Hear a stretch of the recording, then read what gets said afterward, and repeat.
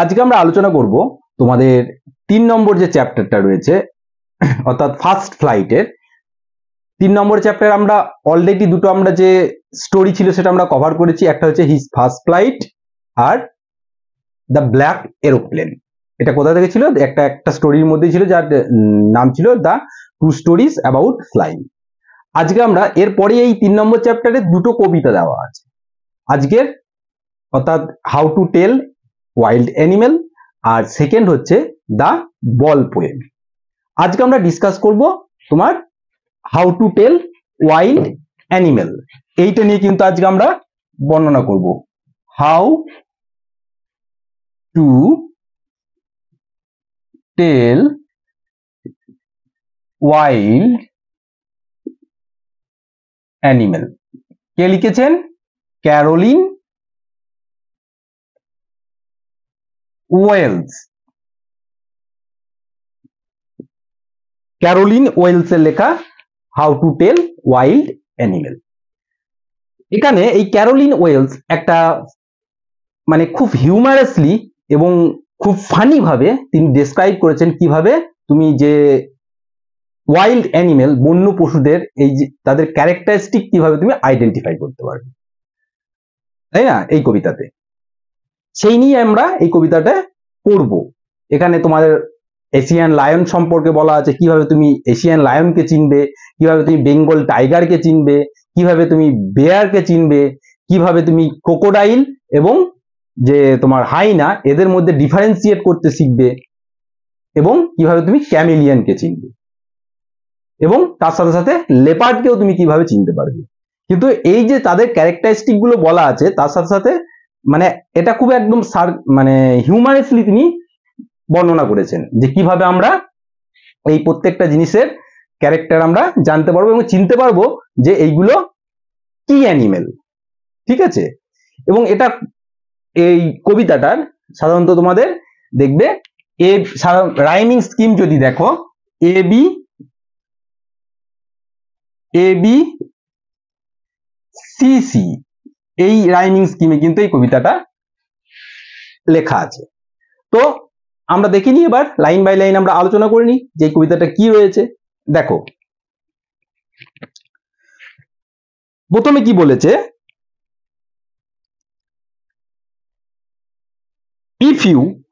if ever you should go by chance to jungles in the east, and if there should to you advance a large tawny beast, if he roars at you as you are dying, you will know it is the Asian lion. তার মানে কি? এখানে বলেছে if ever you মানে should go by chance to the jungles of the east, অর্থাৎ ইস্টের জঙ্গলের দিকে, পূর্বের জঙ্গলের দিকে যখন তুমি কখনো তুমি যাচ্ছ, তাই না? এবং তখন যদি তুমি এখান দেখতে পাও অ্যাডভান্স, তখন যদি দেখতে পাও একটা টনি বিস্ট, টনি মানে হচ্ছে তোমার ইয়েলোইশ ব্রাউন যে তোমার কালার, অর্থাৎ সিংহ, ঠিক আছে? এবং হি রোর্স মানে তার গর্জনে যদি অ্যাজ ইউ আর ডাইং, তার গর্জনের ভয়ে যদি তুমি যখন মরে যাও তখন তুমি বুঝতে পারবে দিস ইজ বা দ্যাট ওয়াজ এশিয়ান লায়ন, তাই না? মানে মানে কত হিউমারাসলি বলেছে, মানে তুমি মরে যাবে তারপর তুমি বুঝতে পারবে যে তুমি পূর্বের জঙ্গলের দিকে যখন যাচ্ছ বা কোন এক সময় তখন যদি দেখো যে তোমার দিকে একটা মানে একটা টনি, একটা ইয়েলোইশ কালারের, ব্রাউনিশ কালারের একটা বিশাল একটা পশু যদি তোমার দিকে এগিয়ে আসছে, তখন তার গর্জনে তুমি যদি ভয়ে যদি তুমি মরে যাও তাহলে তুমি বুঝতে পারবে that was the Asian lion. বোঝা গেল? তারপর দেখো, or if sometimes when roaming around, অর্থাৎ দেখা গেল তুমি এশিয়ান লায়নের হাত থেকে হয়তো বেঁচে গেলে, তারপর তুমি হয়তো রোমিং মানে হচ্ছে মানে এমলেসলি মুভিং হিয়ার এন্ড দেয়ার বলা যায়, অর্থাৎ উদ্দেশ্যহীন ভাবে এদিকে ওদিকে মানে স্ট্রোলিং বলা যায়, মানে ঘোরাঘুরি করছো জঙ্গলে। A noble wild beast greets you, একটা নোবেল মানে হচ্ছে তোমার এখানে অ্যারিস্টক্রেটিক বলতে পারি, বা আমরা বলতে পারি হাই বর্ন, মানে একদম দেখে খুব একদম ভদ্র সভ্য একদম অভিজাত্য সম্পন্ন একটা মানে বিস্ট ওয়াইল্ড বন্য একটা পশু তোমাকে হয়তো কি করবে, তোমাকে গ্রিট করবে।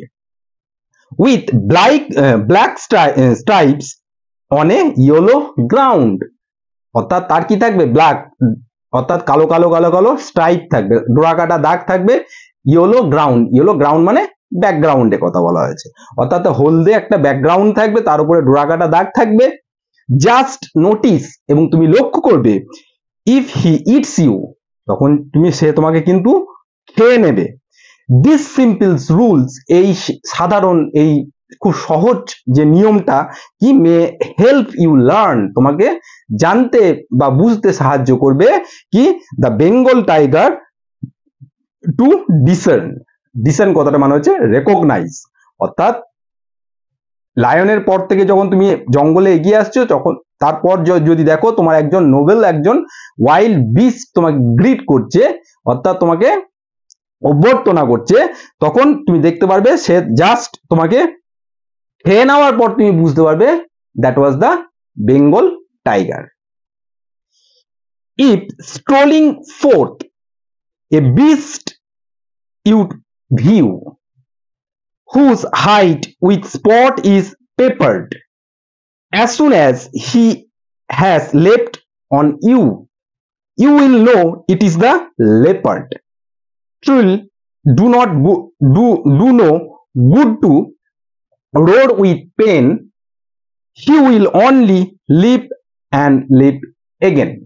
তার মানে কি, এখানে বলছে ইফ স্ট্রোলিং ফোর্থ, স্ট্রোলিং করা মানে হচ্ছে ক্যাজুয়ালি হাঁটা, অর্থাৎ ক্যাজুয়ালি মানে আমরা বলতে পারি কি যে ওয়াকিং ক্যাজুয়ালি, ফোর্থ মানে হচ্ছে তোমার ফরওয়ার্ড, অর্থাৎ তুমি ক্যাজুয়ালি হয়তো জঙ্গলের দিকে হেঁটে বেড়াচ্ছ, ঠিক আছে, এবার তখন হুজ হাইট, এবং সেখানে একজন বিস্টের সাথে তোমার দেখা হবে, পশুর সাথে, যার হাইট মানে হচ্ছে স্কিন অফ অ্যানিমেল, সেখানে তার কি আছে, স্পট ইজ পেপার, যার গায়ে মানে স্পট দাগা, ফোটা ফোটা ফোটা ফোটা একটা স্পট রয়েছে। As soon as he left on you, মানে সে খুব এতই দ্রুত সে তোমার উপর ঝাঁপিয়ে পড়বে, এবং কি করবে, ইউ উইল নো, তখন তুমি জানতে পারবে ইট ইজ দ্য লেপার্ড, এটা তখন একটা লেপার্ড। এবং trill do not good to roar with pain, he will only leap and leap again, অর্থাৎ সে যখন তোমার উপর ঝাঁপিয়ে পড়বে, তখন তোমার কি হবে, তুমি যদি যন্ত্রণাতে ছটপটও করো, চিৎকারও করো, কিন্তু কোনো লাভ হবে না, সে তোমাকে আরো কি করবে, ঝাঁপতে ধরবে বলা যায়। তারপর দেখো, if when you are walking around your yard, you meet a creature there whose hugs you very very hard, be sure it is a bear. If you have any doubts, I guess he will give you just one more caress. Caress কথাটা মানে হচ্ছে তোমার gentle touch. এবার কি বলেছে, if you are walking on your yard, অর্থাৎ yard মানে হচ্ছে তোমার বাড়ির ব্যাকইয়ার্ডে তুমি হয়তো পিছনের দিকে ঘোরাঘুরি করছো, ইউ মেট এ ক্রিয়েচার, যদি সেখানে তুমি একটা ক্রিয়েচার অর্থাৎ পশুর সঙ্গে তোমার দেখা হয়, হু হাগস ইউ, যে তোমাকে ঝাপটে ধরবে, ঠিক আছে, ভেরি হার্ড টাইটলি একটা হাগ দেবে, অ্যান্ড বি শিওর, তখনই তুমি নিশ্চিত হয়ে যাবে যে সেটা হচ্ছে একটা বিয়ার।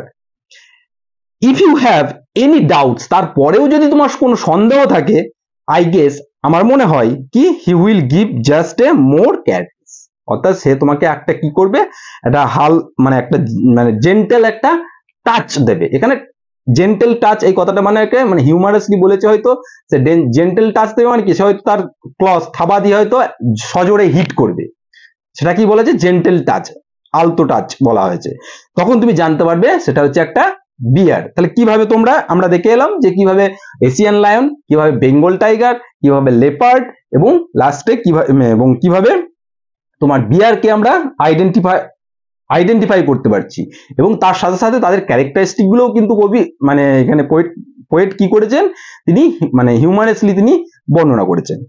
তারপরে দেখো, though to distinguish beast of prey a novice might nonplus, ঠিক আছে। এবার দো ডিস্টিংগুইশ মানে ডিফারেন্সিয়েট করা, অর্থাৎ তুমি দুটো জিনিসের মধ্যে ডিফারেন্সিয়েট যদি না করতে পারো, অর্থাৎ ডিফারেন্সিয়েট যদি করতে হয় বলতে মানে তখন একজন নভিক মানে হচ্ছে কাম মানে জয়েন এ নিউ জব, মানে বলা হয়েছে someone join to a new job, অর্থাৎ যে নতুন, সে কেবল কোনো কাজে এসছে, সে শিখছে, সে তার কোনো সম্পর্কে হয়তো কোনো জিনিস আইডিয়া নেই, তাকে নভিক বলা হয়।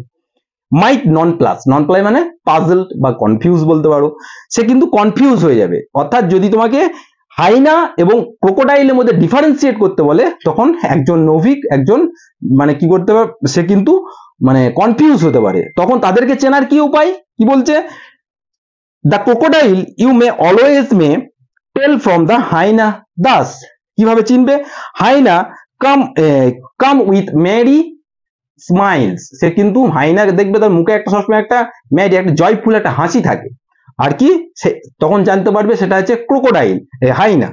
আর কি but if they weep they're crocodiles, এবং কেউ যদি দেখবে যে কান্না করছে, বল না কুমিরের কান্না, সেরকম সে যদি কান্না করছে তখন তুমি জানতে পারবে দ্যাট ইজ ক্রোকোডাইল। বোঝা গেল? অর্থাৎ ক্রোকোডাইল এবং হাইনার মধ্যে যদি ডিফারেন্সিয়েট করতে যদি প্রবলেম হয় তাহলে কিভাবে আমরা চিনবো, যে কান্না করছে, যে কাঁদছে, যার চোখে জল রয়েছে তাকে আমরা ক্রোকোডাইল বলবো, আর যে কি রয়েছে মানে যার মুখে একটা সবসময় একটা হাসি থাকবে, ম্যারি স্মাইল থাকবে, তাকে আমরা কি বলবো, তাকে আমরা চিনবো অ্যাজ এ হাইনা হিসাবে।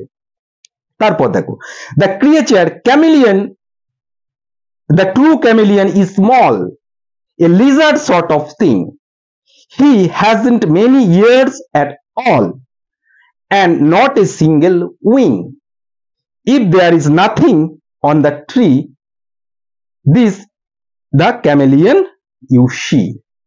তাহলে ক্যামিলিয়ন কি কিভাবে, ক্যামিলিয়ন বলছে এটা হচ্ছে কি একটা স্মল ছোট্ট একটা লিজার্ড সর্ট অফ থিং, অর্থাৎ ছোট্ট ছিপকলি বা টিকটিকি টাইপের ক্যামিলিয়ন, ঠিক আছে।